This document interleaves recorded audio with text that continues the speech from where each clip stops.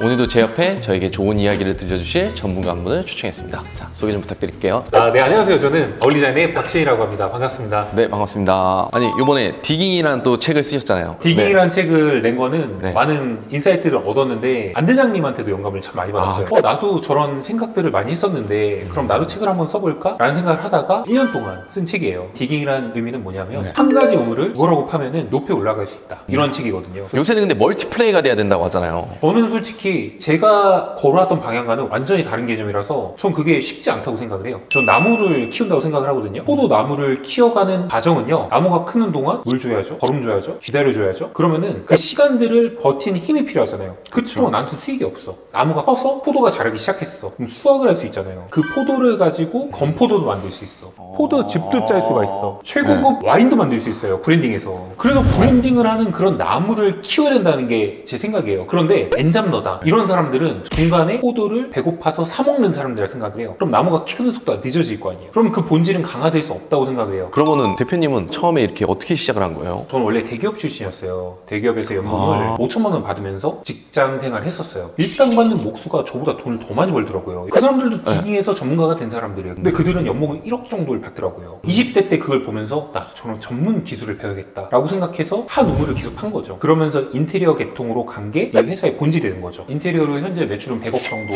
하고 있고요. 하이엔드도 하지만 이 하이엔드를 좀 합리적인 비용으로 풀어낼 수 있는 방법들을 대안해가지고 유튜브 콘텐츠도 제작을 하고 있어요. 그럼 대표님은 처음에 회사 다니다가 목수분들이 나보다 더 많이 버는구나 그래가지고 그냥 글로 들어간 거예요? 그래서 저는 기술을 배워가지고 기술만 있으면 충분히 나중에 먹고 살겠다. 전문직은 배신하지 않잖아요. 근데 기업에서는 잘리면 어떡할 거냐 이거예요. 일단은 내가 기술을 배워야겠다라고 생각을 했던 거예요. 그래서 기술을 배우기 시작해서 뭐 하루에 30만 원씩 받을 수 있는 그런 전문가가 될 줄 알았거든요. 근데 그게 쉽지가 않아요. 또 거기까지 가는 과정이 또 되게 길어요. 엄청 오랜 시간이 필요하구나. 네, 그래서 그 일을 하다 보니까 올라갈 수 있을 것 같지 않고 그럼 내가 인테리어 해볼까? 라고 생각했던 계기가 아무래도 인테리어가 진입장벽이 좀 낮아요. 진입장벽이 낮다 보니까 여기서 플레이하는 플레이어들이 뭔가 될 때까지 파고드는 그런 행동력이나 고객이랑 멘트할 때도 화내고 성질내고 내가 이런 플레이어들과는 게임에서는 질 수가 없겠다 생각을 해서 인테리어 디깅을 하기 시작했던 거죠.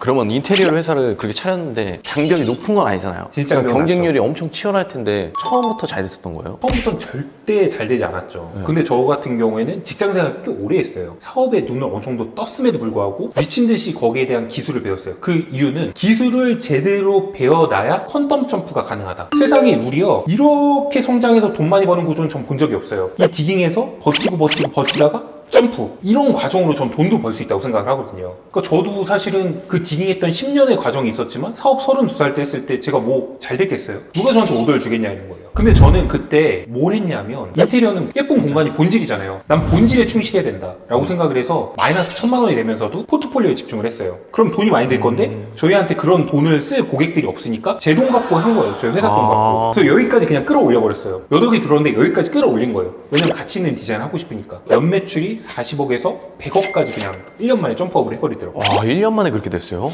60억 이상의 회사의 가치가 높아졌고 제가 아까 포도나무 얘기했잖아요. 그러면서 제가 소파 브랜드 런칭했고 싱크대 브랜드 런칭했고 또 유튜브도 하고 있고 인스타그램도 하고 있고 강의도 하고 여러 가지 제가 할 수 있는 기회들이 많이 열리더라고요. 나무가 뿌리 깊이 단단하게 올라가야지 이게 언제든지 자빠질 수 있는 나무면은 그건 엔잡러가 본질이 약하면 절대 성공할 수 없다 이런 말을 하고 싶은 거죠. 원래 인테리어를 센스가 있었어요? 저는 어떻게 영감을 얻냐면 아직도 실적이 안 나오는 것이 DB의 문제라고 생각하시나요? 당신의 영업 실적을 바꿔줄 단 하루의 기회, 저의 모든 노하우 공개할 테니까 꼭 참석하시길 바랍니다. 참여 방법은 본문 링크에 넣어놨어요. 자, 사치 부리는 간도 아니고 뭐 차도 뭐 엄청 좋은 차 타는 것도 아니고 그런데 제가 투자하는 게 한 가지가 있어요. 제가 어디 여행을 가거나 어디 숙박이나 아니면 좋은 공간에 가잖아요. 가장 좋은 공간에 가요. 제가 지방에 출장가도 그런 데 가는 이유가 거기서 영감을 얻어요. 이 영감을 저만 받는 게 아니라 저희 디자이너들도 데리고 가요. 그러니까 투자 없는 문화는 발전이 없다고 생각해요. 저는 제가 하는 디자인이 우리나라 디자인을 선도하는 회사까지 올라왔다고 자부하거든요. 근데 제가 투자를 안 한다면 여기서 멈춰 있을 수밖에 없다고 생각해요. 그렇죠. 그래서 저는 지속적인 투자를 해요. 내가 어쨌거나 좋은 공간을 만들려면 뭐냐면 최고의 경험을 해줄 수 있는 공간이 가장 좋은 공간이라고 생각을 하거든요. 그래서 제일 좋은 공간을 계속 다니면서 경험하는, 누리고 있어요. 진짜 그 사업 잘하시는 분들은 보면 오랜 시간 그 투자는 진짜 꼭 들어가는 것 같아요. 그러면 이 책을 쓰게 된 계기는 뭐예요? 제가 생각 정리하는 걸 되게 좋아해요. 왜냐면 제가 사업적으로 어느 정도 머릿속에 메커니즘들이 있을 거 아니에요. 그런 것들이 있는데 이걸 책으로 좀 정리하면 좋겠다. 그래서 제가 이론들을 몇 가지 만들어 놓은 게 있어요. 액션주의자, 리액션주의자. 저는 생각하면 시행 버튼을 눌러라 라는 생각을 항상 해요. 왜냐면 생각만 하는 멍청이들이 너무 많아요. 왜냐면 시행 버튼을 죽어도 안 눌러요. 왜냐면 내가 완벽해지고 싶으니까. 이게 완벽주의 게으름뱅이라고 표현을 하잖아요. 그런 사람들은 저는 이해를 할 수가 없어요. 액션주의자, 리액션주의자 그거 너무 사람들한테 임팩트 받기 좋은 것 같아요. 지금 만약에 리액션주의자 하면 액션주의자가 되길 바라겠습니다. 진짜 그거 너무 중요한 것 같아요. 보면 뭐든지 행동을 안 해요. 저 같은 경우도 이제 외식업 하시는 친한 회장님이랑 친해지면서 그냥 뭐 프랜차이즈 사업 해봐라 뭐 이렇게 해가지고 바로 시작했는데 어쨌든 너무 잘 됐거든요. 근데 그 형님이 그 말씀 하시더라고요. 규야, 내가 너를 참 좋아하는 게 내가 이런 조언을 도대체 몇 명한테 했을 거 같냐고 살면서. 근데 실제로 하는 사람이 없다는 거야. 다 얘기만 듣는데 예, 그래서 저도 한번 해볼게요.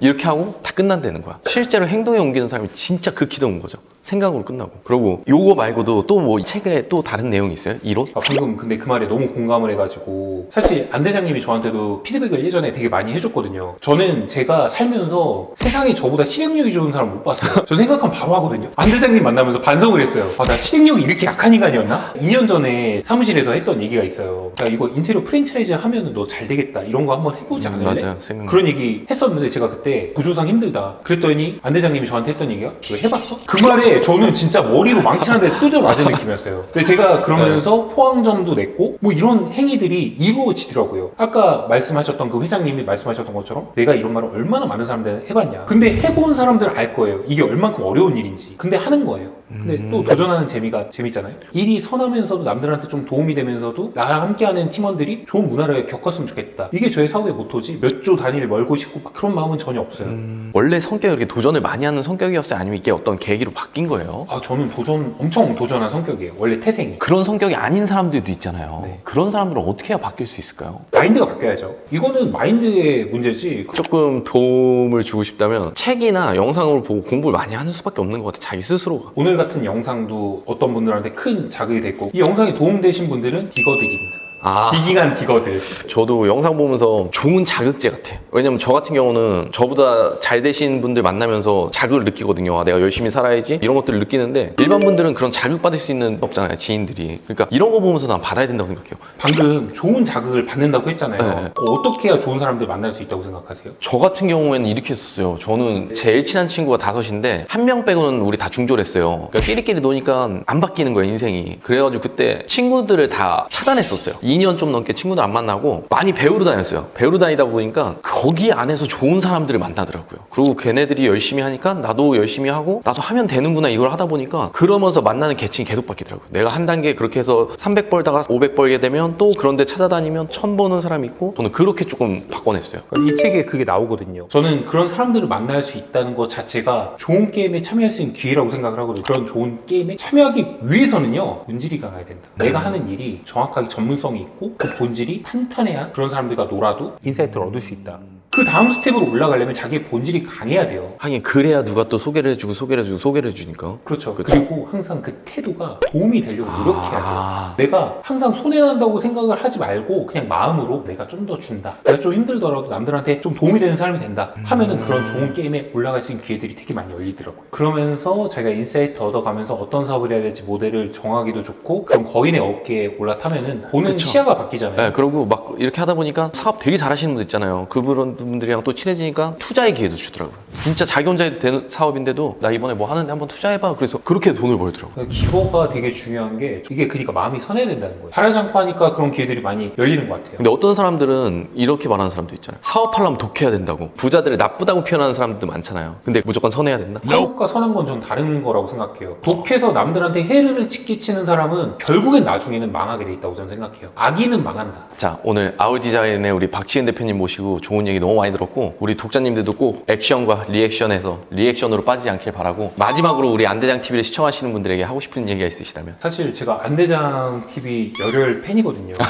구독자 감사합니다. 진짜 500명 때부터 네, 제가 진짜 쭉 옛날 때 보면서 봤어요. 네. 그러면서 우리 만났던 게 구독자 한 5만 명? 네, 맞아요. 그때쯤 만났어요. 완전 거의 초기 때 만나가지고 그러면서 이렇게 성장을 했는데 일단 안대장님한테 정말 감사하다는 말씀부터 드리고 싶고 아이고. 마지막으로 딱 한마디만 할게요. 여러분들 디깅하세요. 자, 그럼 우리 모든 독자님들께서 이제 디깅하는 그날을 꿈꾸며 오늘 영상은 여기까지만 하고 마치도록 하겠습니다. 안대장 TV랑 아울 디자인 많이 사랑해주세요. 안녕. 아직도 안대장 TV를 구독하지 않고 계신 분들이라면 구독 버튼 잊지 마시고요. 우리들의 더 나은 삶을 위해서 다른 영상들도 꼭 시청하시길 바래요.